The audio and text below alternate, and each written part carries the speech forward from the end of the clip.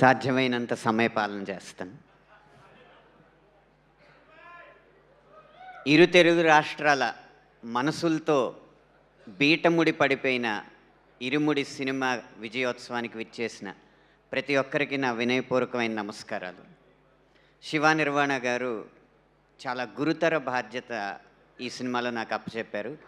ఒకటి, ఈ ఇరుముడి అసలైన కథని మొదలుపెట్టే ముందు వచ్చే పాట, ఈ ఇరుముడి అద్భుతమైన కథని ముగించే పాట నా చేత రాయించి నాకు నా ప్రస్థానంలో ఒక గొప్ప అదృష్టాన్ని నాకు అందించారు.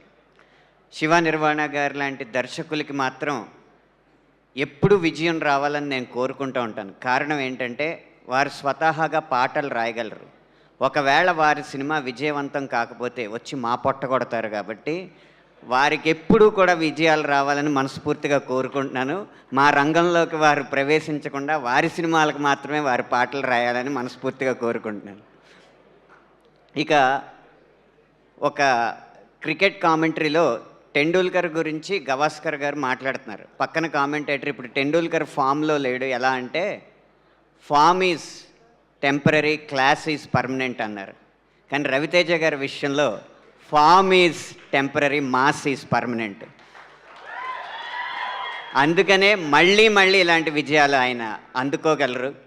ఇక చివరిగా అందరికీ అర్థం కాని రహస్యం, మైత్రి మూవీస్కే ఎందుకు ఇన్ని విజయాలని.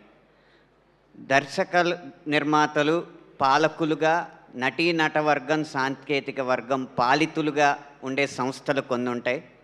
అవి పాలకుల ఆదేశాలు గట్టిగా ఉన్నప్పుడు, పాలకులు గట్టిగా ఉన్నప్పుడు విజయవంతం అవుతాయి.